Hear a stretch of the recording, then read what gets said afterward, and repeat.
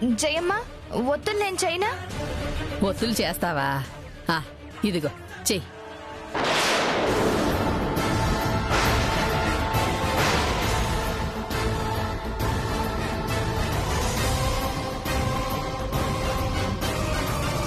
ఒత్తులు చేస్తానని అలాగే కూర్చున్నావేమిటి? చెయ్యి.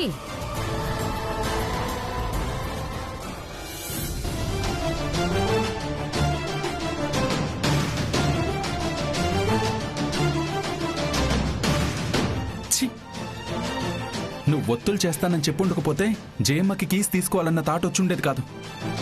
కీస్ మన చేతికొచ్చేవి. సారీ అండి.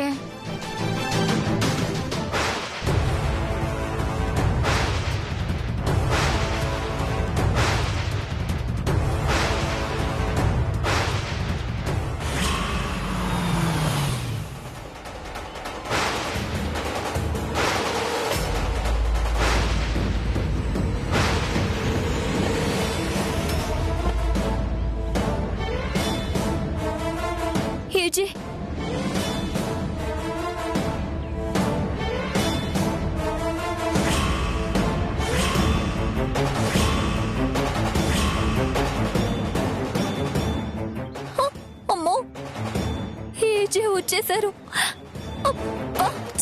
ఇప్పుడేం చేయాలి?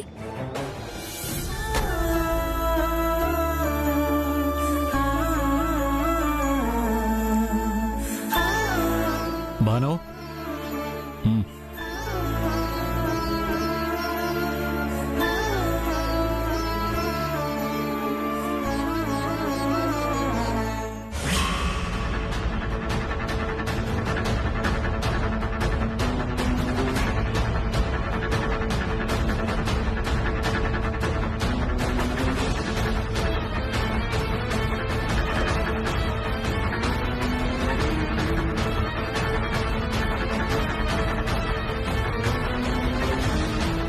దర్శనం బాగా జరిగిందా నాన్న? బానే జరిగింది జయమ్మ. భాను, దేవుడికి బాగా మొక్కుకున్నావా? దా, మీ గది తాళం చెవులు.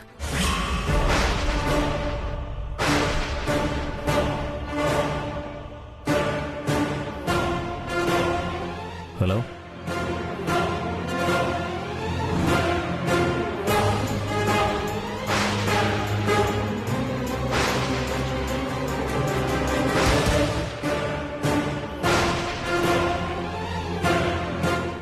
సార్, మనకిచ్చిన పెళ్లి క్యాటరింగ్ కరెక్ట్ టైంకి వెళ్ళలేదని ఫంక్షన్ వాళ్ళు అమౌంట్ సగమే పే చేస్తామంటున్నారు సార్.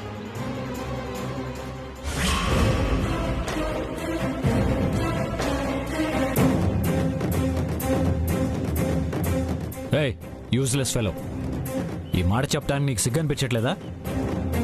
నేను ఎందుకు స్ట్రిక్ట్గా ఉంటాను ఇప్పటికైనా అర్థమైందా? తప్పు ఎవరు చేసినా శిక్ష పడాల్సిందే.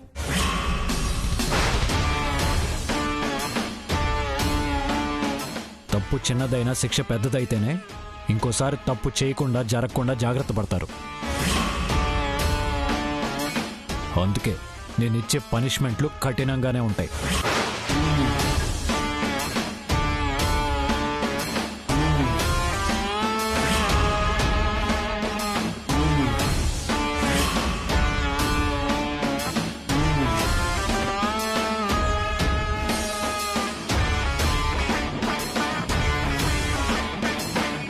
ఇప్పుడు వాళ్ళు కట్ చేస్తానన్న సగం అమౌంట్ మీ అందరి జీతాల్లో నేను కట్ చేస్తాను.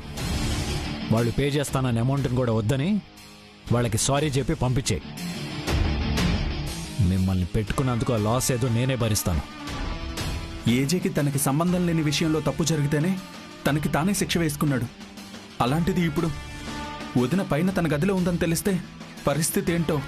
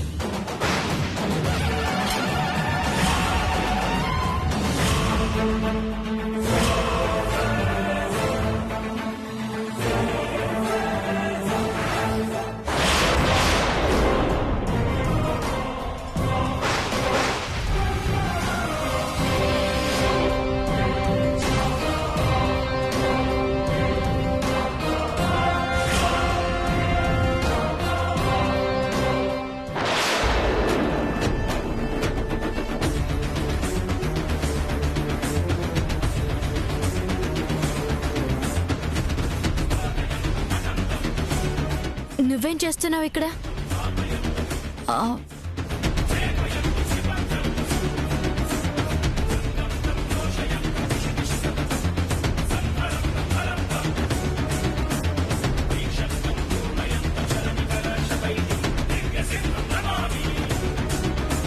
చెప్పు, ఏం చేస్తున్నావు ఇక్కడ?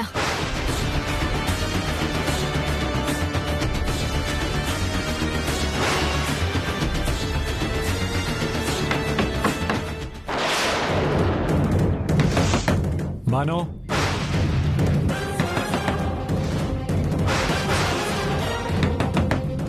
భాను, డోర్ ఎందుకేసావు? ఏం లేదండి, శారీ కొంచెం అడ్జస్ట్ చేసుకుంటున్నాను. Okay okay.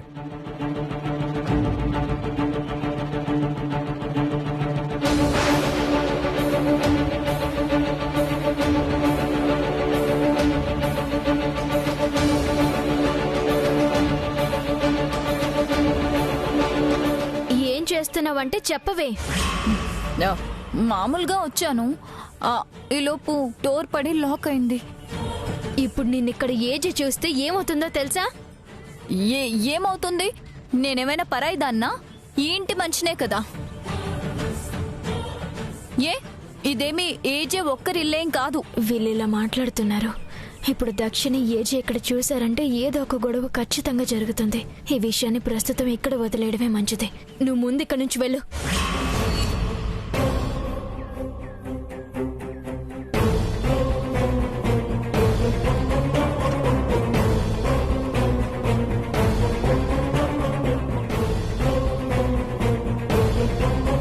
ఏజీ లేరు, వెళ్ళు.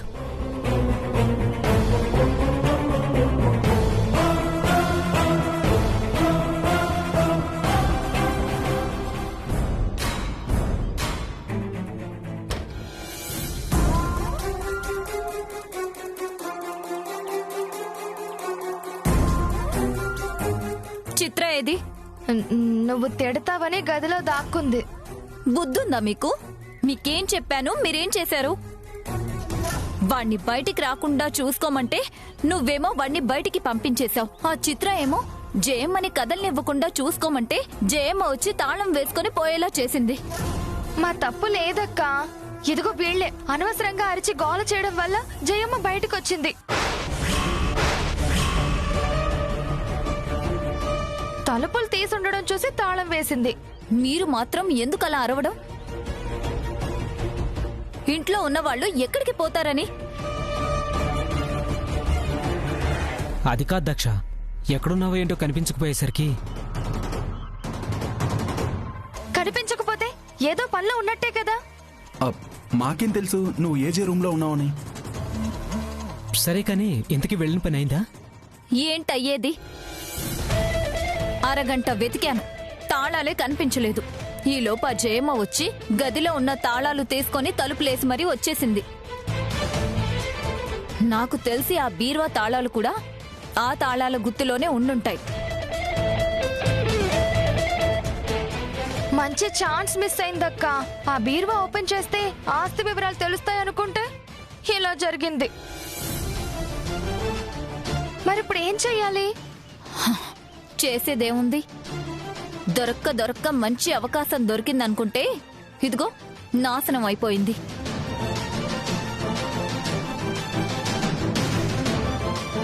నువ్వు అలా టెన్షన్ పడకు, ఆల్టర్నేట్ ఏదో ఒక దారి ఉంటుంది కదా. అవును, ఒకే ఒక్క దారుంది. ఏంటది? ఇలా చాటుగా మాటుగా వెతకాల్సిన పని లేదు. నేరుగా వెళ్ళి ఆస్తిలో మీ వాటా మీరు అడిగేయండి.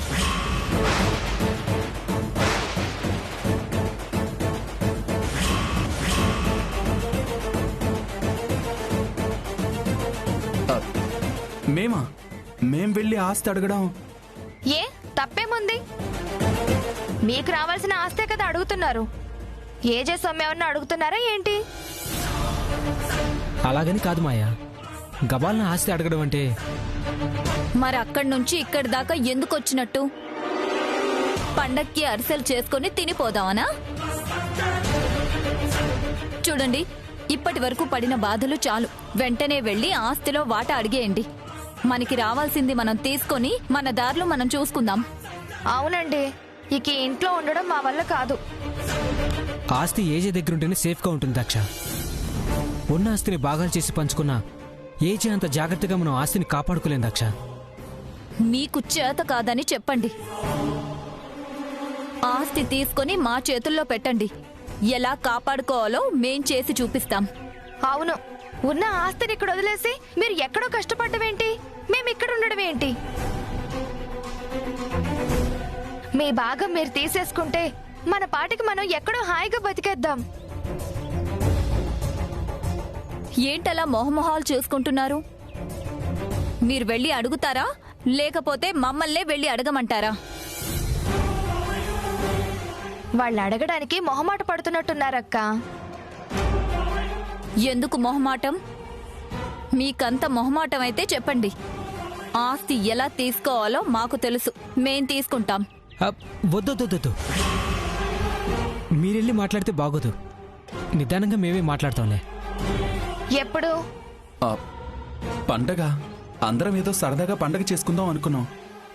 ఇవాళ వదిలేసి రేపు మాట్లాడదాంలే. కుదరదు.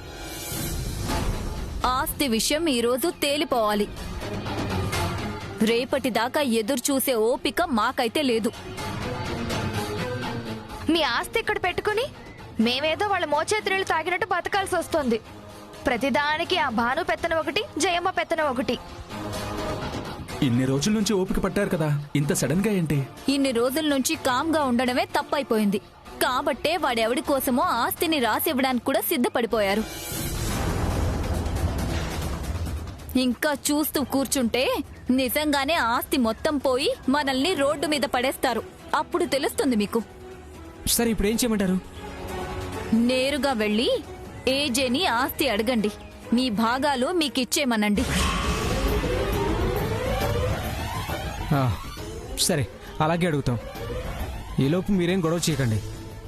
వీలు చూసుకుని ఏజీతో మేము మాట్లాడతాం. ఆ పనేదో త్వరగా కానియండి.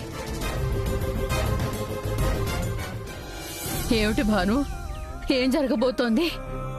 ఈ ఇంటిలో మళ్ళీ ఏ ప్రమాదం ముంచుకు రాబోతోంది? ప్రమాదం ఉంది అని అర్థం అవుతుంది, కానీ అది ఎవరికి ఏంటి అనేది మాత్రం అర్థం కావడం లేదు. అలాంటి వాళ్ళ మాటలు కొట్టిపారేయకూడదు భాను.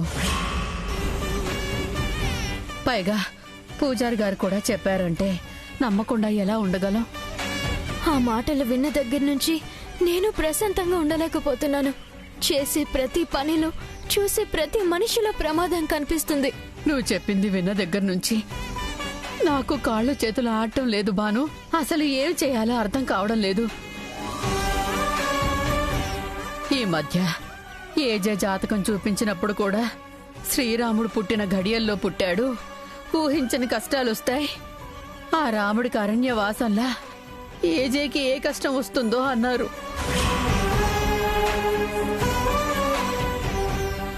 ఏంటో జయమ్మ, ఏం చేయాలో తెలియడం లేదు. అసలే భయంతో ఇంటికి వచ్చేసరికి ఆ దక్ష ఏజే గదిలో ఉంది.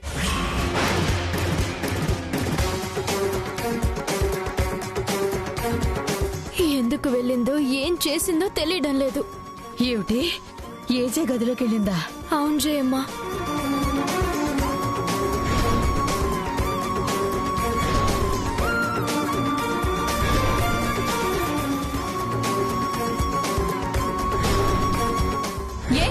ఇదేమి ఏజే ఒక్కరిల్లేం కాదు. అదా సంగతి. మీరు గుడికెళ్ళిన దగ్గర నుంచి చిత్రొచ్చి నాకు సాయం చేస్తానని నా దగ్గరే కూర్చుంది. ఆ తర్వాత ఆ మాయ మొహం చూస్తే కంగారు కనబడుతుంది ఏంటా అనుకున్నాను. కారణం ఇదన్నమాట. రాను పద్ధతి పాడు లేకుండా తయారవుతున్నారు. వాళ్ళ సంగతి చెప్తానుండు. నువ్వు ఉండు భాను, ఈరోజు వాళ్ళ సంగతి ఏమిటో తేలుస్తాను. మీరు వెళ్లి వాళ్ళని తిట్టినందువలన లాభం ఏంటి జయమ్మ? అలా అని వదిలేస్తే ఎలా? అసలు ఏజే గదిలోకి వెళ్లాల్సిన అవసరం ఏమిటి, ఎందుకు వెళ్ళింది అనేది తెలుసుకోవాలి కదా. ఇలాంటి విషయాల్లో అశ్రద్ధ చేయకూడదు. అలా అని మీరు వెళ్ళి గట్టిగా మాట్లాడారు అంటే వాళ్ళ బట్టలో చున్నారు కాబట్టి గొడవ పెద్దదవుతుంది. ఏది ఎక్కడికి దారి తీస్తుందో, ఆ పెద్దమ్మ చెప్పింది ఎక్కడ జరుగుతుందో అని భయంగా ఉంది. వదిలేండి జయమ్మ, కాదని వెళ్ళారంటే నా మీద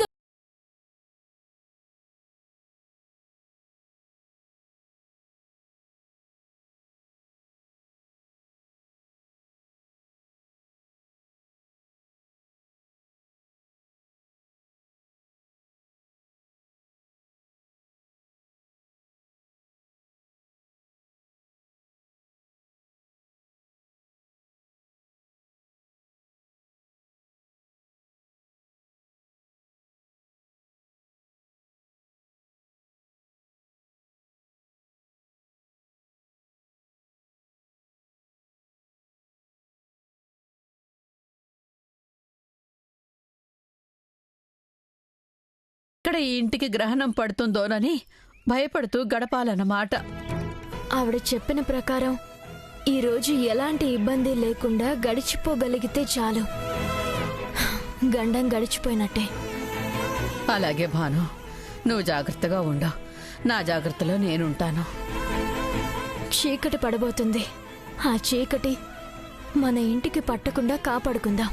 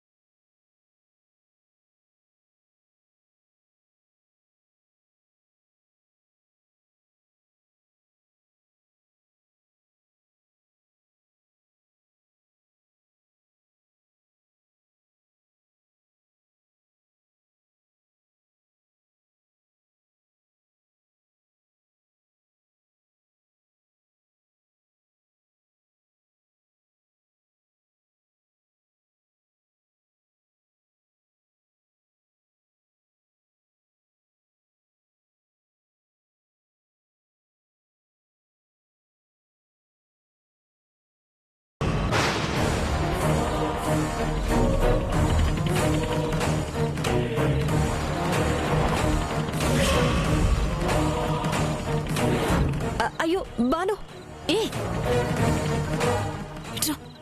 పోతాం.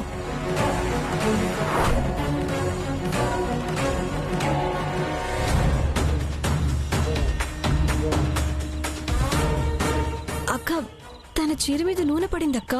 పడింది అయితే? అదేంటక్క అలా అంటావు? చుట్టూ దీపాలున్నాయి. ఏమాత్రం చీర కంటుకుంటే ఎంత ప్రమాదం. నువ్వేమైనా కావాలని చేసావా? నువ్వేమైనా కావాలని నూనె తన మీద పోసావా? చచ్చ, నేనెందుకు పోస్తానక్క? మరలాంటప్పుడు నువ్వెందుకు టెన్షన్ పడుతున్నావు?